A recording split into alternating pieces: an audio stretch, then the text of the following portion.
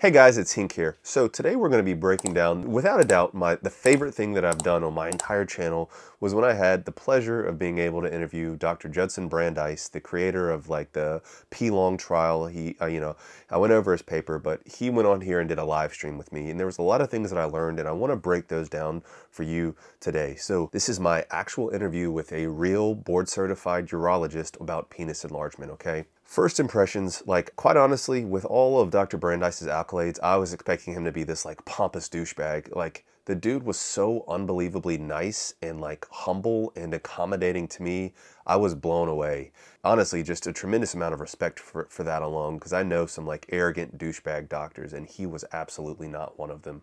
Not only that, but I don't know if you guys saw my video like breaking down the P-Long trial, but like, you know, I got pretty like hot take on it. I mean, I did not hold back. There's a lot of criticisms, and he reached out to me, and instead of being like, oh, you know, I can't believe you would say this, and what do you know, you're some clown in a mask, blah, blah, blah. He was like, hey dude, I'd love to get on your channel and let's discuss it. And then not only that, but he was like, send me your address, I'll send you a free copy of my book, and if you're in this area, I'll give you a free P-shot. I mean, like, the dude is like unbelievable, like amazing dude. Anyways, I'm gonna stop like, you know, riding him, but I was so impressed with his like character and quite honestly his knowledge as well. I also think that it's kind of, I mean, you know, hopefully this isn't me like, oh, look at me, I'm so great. But the fact that like some actual board certified urologist saw my channel, saw the way I broke down his trial, and actually thought that like some clown in a mask is worth his time to actually discuss things back and forth. I think that's quite honestly a testament to this channel that he takes me seriously.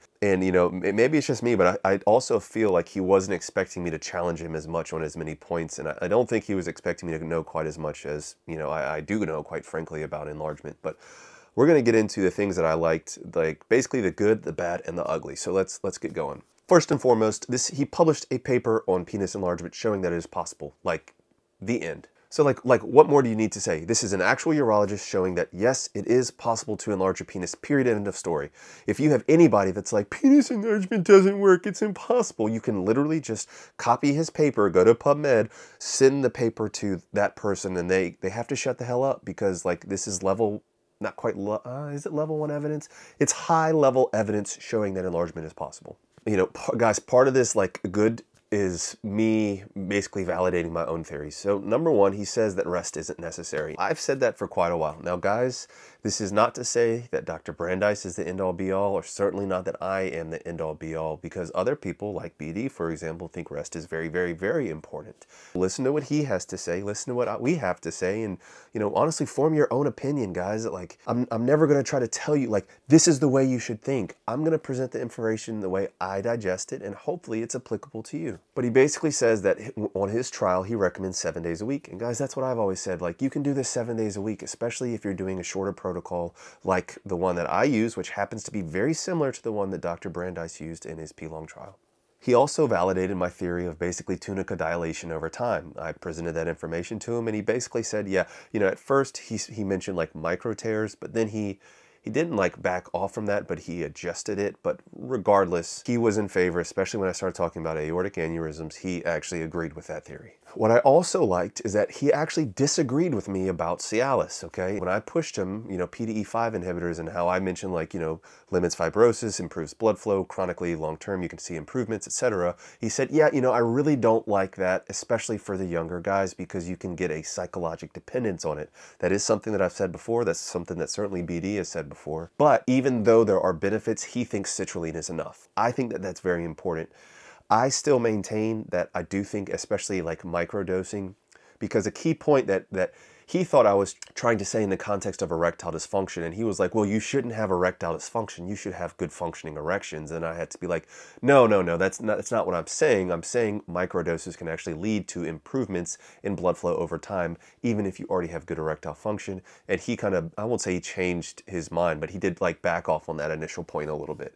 And Dr. Brandeis, I hope I'm not putting words in your mouth. Like, please correct me in the comments if any of this, of what I'm saying is not true. But I do think if you're a young person, especially, I usually say under like 30 years old, you don't need to be using PDE5 inhibitors like Viagra or Cialis. Citrulline is all you need. This, like, one of my favorite things was that he validated the KISS, the Keep It Simple Stupid method, okay?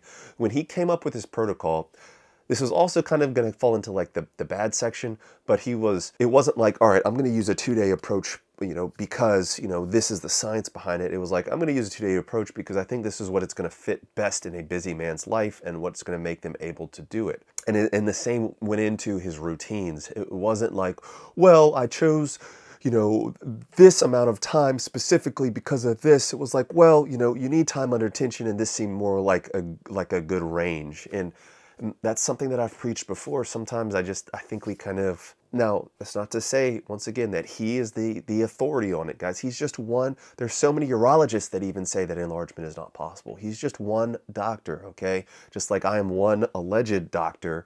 And, so just don't put too much credence on anything anybody says. But I do like the fact that he doesn't think you have to make it too complicated. Get some time under tension with both tension, extending, like lengthening exercises, and girth-based exercises. Do them at the same time. Also something that I've always said. And you can see pretty dramatic results. Once again, this is an actual board-certified urologist that is very strongly against enlargement surgeries. Guys, I have a whole video breaking down all the enlargement surgeries, and we literally mirrored the same thoughts. I mean, we talked about Dr. Elis' procedure, the pneuma implant, and how harmful it has been, and how guys, he has to do corrections. And he even went on to talk about things like fillers and fat transfers and how harmful those can be. He is very strongly anti-surgery. Once again, I'm pointing out all the parts that we agreed with for the most part as like the good things, but he was very strongly against PGE and E1 injections, okay? Once again, guys, I made a whole video about basically why you should not use injections into your penis or chemical PE and how harmful that can be and how it increases your risk of fibrosis. And he literally said almost verbatim the same thing that I do. Anytime you are using a needle and injecting into your corpus cavernosum, you're going to increase the risk of scar formation and plaque development. He did not recommend it. Now, he did admit that sure, injections of things like Trimix, they do work when talking about creating an erection. But he says it's more of like a temporary, like you get such a hard erection that you get increased size, not necessarily like increase in like chronically injection is going to lead to increase in size in itself. And guys, if you haven't seen that live, it's about an hour long, almost on the dot. You really need to check it out. It's phenomenal. Speaking about real science, keeping it simple, keeping it efficient with real results. Guys, my course is live, okay? You can check it out. I'll leave the link in the description, but it's finally live. I literally break down step by step everything from the science behind why it works and as far as my routine on how to maximize your gains and get the best results that you can, okay? Check it out if you're interested. So what is like the bad portion of like the good, the bad, and the ugly? Well, so once again, this isn't like bad per se, but you'll get it, okay? Like the first thing was like, I was left a little unfulfilled. I was like praying that this guy was going to be like, sit down, Hink, let me tell you step by step physiologically how the enlargement process works. Basically, I was like, so what is the physiology behind it? And he said, well, micro tears. And I was like, and then he went on to explain, and to his credit, I pushed him a little bit because I was like, do you really think it's like micro tears? Because I think it's more of a chronic dilation. And he was like, well, and then like broke down the whole science behind like collagen peptides and amino acids. And I thought it was like very well explained, like exactly how he broke that down. So that was nice to hear, but the explanation still left me a little like unfulfilled for like my purposes, because I still think there's a huge piece that's missing as far as like the actual anatomy and physiology behind it. But, to be quite honest, guys, like I also think that there's a reason why there wasn't a true like discussion section in his paper where normally things like that are described. Maybe he will do a trial in the future or something and explain in more detail.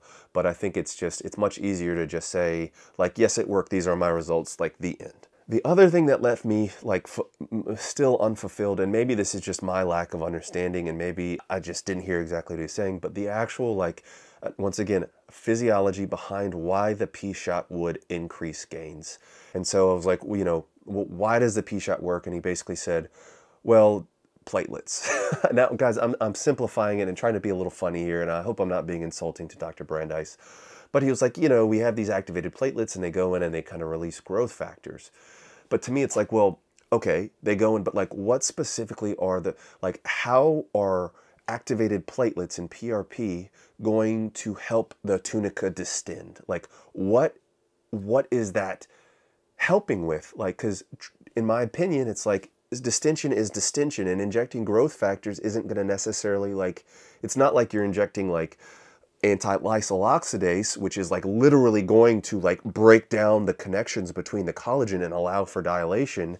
It's just like, oh yeah, well we inject the the PRP, and he broke down exactly like what PRP is and how it's processed. And it's like, okay, cool. Like I get that. I certainly understand the process, but like why would PRP increase enlargement? And quite frankly, hot take here, give him a little dab of it, Callie.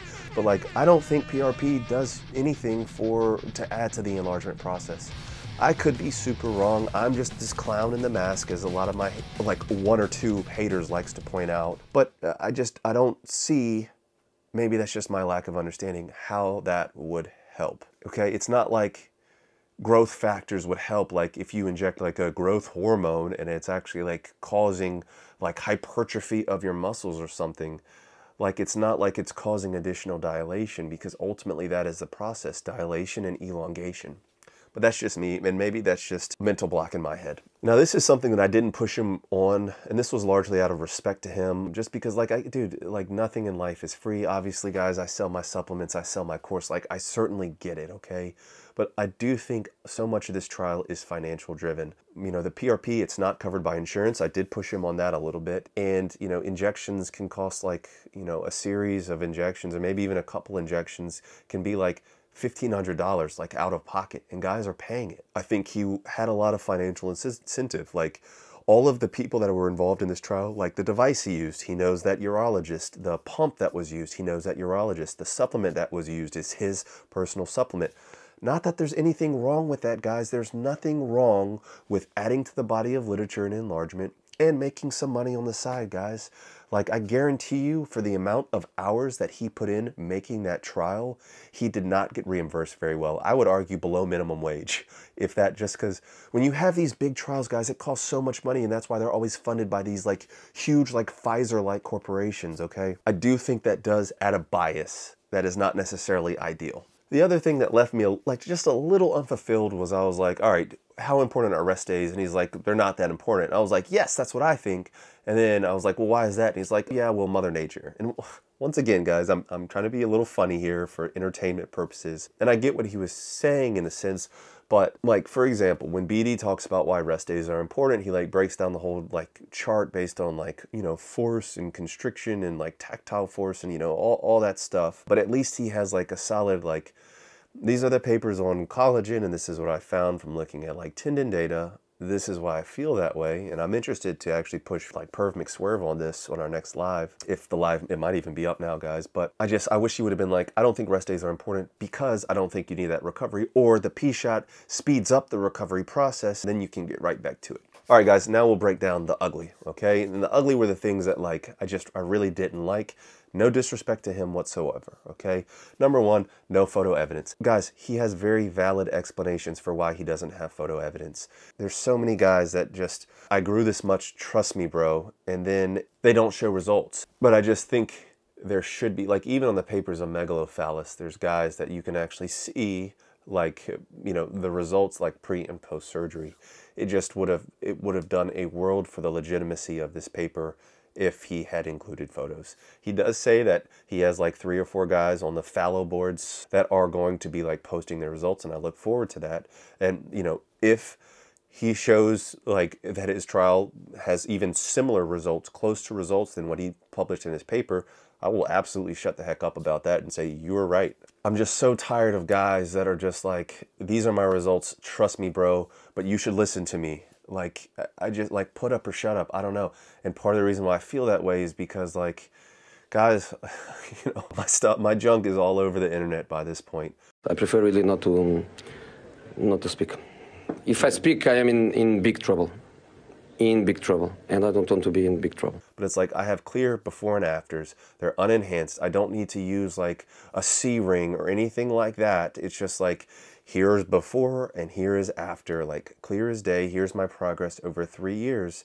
Like, I don't see how hard it is for others to document that. And the reason why I think this matters is because when I also pushed him about how like his participants were measured, now this is the part that maybe he misspoke, or I don't know. But he basically said he didn't specify whether it was bone pressed, meaning you take the ruler and you press it like all the way into your pubic bone and measure from there, or whether it was non-bone pressed, where you just take the ruler and just put it up to the skin. That makes a world of difference, guys. He was like, it didn't matter which one they used as long as they were consistent. He's a urologist. I mean, he viewed their photos. It is what it is. But like, if one guy started off mostly non-bone pressed, and then in the other photos he just pushes in a little bit, like, you can get a 1/4 inch off of that alone, guys. I mean, it's like, it's not that hard to like fudge these measurements. And then the other thing is like, this protocol involved a pump twice a day, guys. So like, when were they measuring? Because they're pumping twice a day, and you don't want to have like immediately post-pump pictures. Quite honestly, now this is my bias, once again, no disrespect, but I think that part of the gains that we're seeing were from like post-pump measurements. Now only he has seen those pictures and seen like, oh, is there a ring around the base? Is the like penile tissue still a little discolored because it was just under pressure? But I personally think that there was some post-pump measurements in there, okay? And just purely the odds are, based on pumping twice a day, that it's within a window where there was still at least some temporary gains. The biggest criticism that I have is that he does not engage in PE himself, okay? Now, hats off to you, bro. You are helping dudes out, and you clearly don't have the same insecurities that others of us do. So that's amazing. But why that matters is because there's things like, for example, he was saying in his paper he published 5 to 10 millimeters of mercury, but like, no, then he corrected himself and was like, yeah, I think I actually meant inches of mercury, which is fine, stuff happens, but it's published in the abstract and it's published in the final paper. And I emailed his team and said, bro, you're not using 5 to 10 millimeters of mercury, you're not. And they say, actually, yes, we are. And I said, okay, guys, you know, I have the emails. Callie, if you can put it up, the screenshot, if you can find it, great. But it's like, how can you trust that somebody knows like the subtleties of even things like post-pump measurements? Like, if you don't know what a post-pumped D looks like or feels like, or like the differences that it makes, if you're viewing guys before and after photos, like, you might miss the ring around the base showing like, oh, they just got out of the pump and they're pumped up and they have a lot of edema, and that's the measurements. There's just a lot of subtle things that you just are not going to know unless you actually engage in PE. And then even like, I tried to push him like, okay, so why did you use the extender you did versus something with like a vacuum cap? And he basically has no experience with the vacuum cap to know if it's better or worse or the same. I don't know, I really didn't like the fact that the trial was run. Now, most trials are run by doctors who aren't afflicted with the disease they're studying, guys. I mean, that's common sense. It's not like you need to be a part of this. But I do think that there is, even just when you're designing the trial, you're missing a lot if you don't actively engage in it and know, like, even just ways to fake pictures. And like the final thing, guys, once again, now big disclaimer here, guys, I made VIGOR, okay? It's our, you know, amazingly selling bestseller, like nitric oxide boosting supplement. We sell out in like a week now, and we have a big restock coming, but it is a direct competitor to Affirm, okay? So please understand that I am a competitor talking about like another person's product. But objectively, guys, like, so the Affirm product, so just in general, guys, if you're ever looking for supplements and you see something that has a proprietary blend, don't buy it, okay? Now, if you have tried it, you know, I don't know, maybe somebody has tried Affirm in the comments and could say, it was amazing, I loved it, but proprietary blends mean they don't say exactly what's in it. If you look at the proprietary blend, it says like 850 milligrams proprietary blend of like citrulline, ginseng, beet, and, you know, I don't know, maybe 1 or 2 other things. But like, you don't know the exact breakdown of what. Now, I think in the study, it's like 750 milligrams of citrulline per pill. But also, guys, in this product, it's like $60 or $70. I mean, now, that being said, it says that there's 150 pills in there, and according to, like, at least on Amazon, it says like 2 pills daily, so it's a 75-day supply. However, I think that's a little, just slightly misleading, I'll just say, just because on this trial, which I clarified it with him, he recommended you take like basically 4 pills daily or 2 pills twice a day. And once again, I actually do agree with him, because I do think that's like ultimately like a reasonable dose of citrulline, because that would be like 1,500 milligrams in the morning and 15 in the evening. But I do think that's still kind of underdosed personally. Another thing is like, so when we designed VIGOR, okay, when I designed VIGOR, okay, I used specifically a bioavailable form of arginine, because arginine normally gets broken down in your liver and intestines, and it actually doesn't get converted to citrulline nearly as efficiently as citrulline does. However, there are studies showing that if you have both arginine and citrulline together, it works better than either of them on their own. That's why, for example, we have things like both arginine and citrulline in VIGOR, and it's a more bioavailable form, a more biostable form of arginine. I do think that, like, objectively, just on paper, this is a better product. And things like, you know, ginseng, you know, it's fine. I actually have a supplement coming out soon that has ginseng in it, but it's not for nitric oxide boosting properties. I think that he is a brilliant man, and I think that the supplement is fine. There's nothing wrong with it. I just personally, I don't think it's quite as well thought out as something like VIGOR is, okay? And hopefully, guys, by the time you see this video, for the love of Christ, we're going to be back in stock. Link is in the description, guys. To conclude, Brandeis is the man. I have a tremendous amount of respect for him. He is literally a brilliant physician and humble, and was able to talk to me and explain it to the viewers in a way that everybody can understand. I have nothing but respect for him, guys. I do think that there's some flaws with like the P-Long study, but guys, nothing is perfect. And in general, I'm just so pleased that we have an actual like published piece of literature that we can point to show that enlargement works. And I really look forward to a part 2 go live that we're going to do after his participants publish their results on that fallow boards trial.